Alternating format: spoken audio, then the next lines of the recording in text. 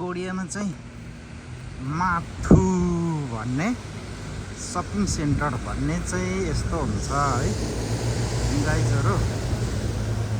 आज चाहिँ म माथमा आएको छु। यो चाहिँ सपिङ सेन्टर हो। यहाँ चाहिँ के पाउँछ त भन्दाखेरि नेपाली सामानहरू पनि अलिअलि पाइन्छ र यहाँ चाहिँ भने जस्तो सबै चिजहरू त नभनौँ लगभग पाइन्छ है। यहाँ चाहिँ भने जस्तो खोजे जस्तोहरू चाहिँ पाइन्छ है। खानेकुराहरू ल्याउने कुराहरू पनि पाइन्छ। त्यस्तो छ चिज। बस्ने ठाउँ टक्क मजाको बनाइदिएको रहेछ। अनि अब बस्नु पर्ने हुन्छ ढोका। 안녕하세요।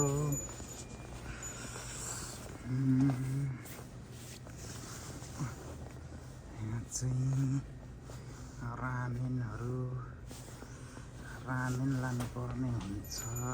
बियरहरू यसो लिने। अनि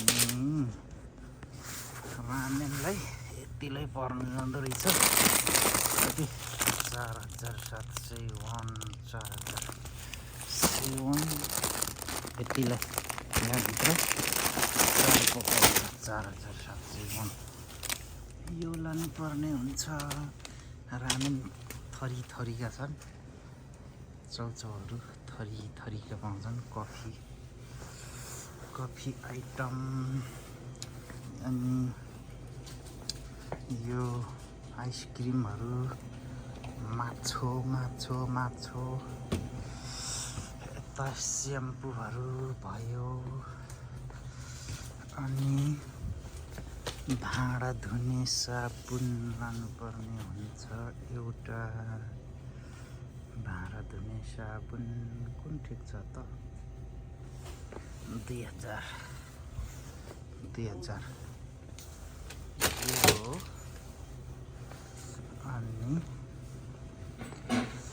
सब पाइन्छ। काजु बदामहरू यो लेउ समुद्रिक लेउ। यतातिर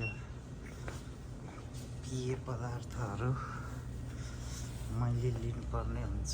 अब खाने तेल लिनुपर्ने हुन्छ। यो कति हजार 3000 रहेछ। 3000 को लिनुपर्ने हुन्छ। पाइन्छ है। यस्तो पाउँछ है यहाँको मार्टमा चाहिँ। यस्तो चिजहरू खोर्सानीको धुलोहरू। यो नेपाली वाइ होइन। घरायसी किचन सामानहरू पनि पाइन्छ। यो के हो सेन्ट होला सायद।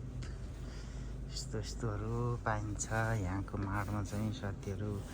मक्कलीहरू सोजु बियरका आइटमहरू यस्तो सब पाइन्छ है। ल साथीहरू के बुझ्नु मन छ कमेन्ट गर्नु होला। फेरि अर्को भिडियोमा खिच्नेछु है। बाई।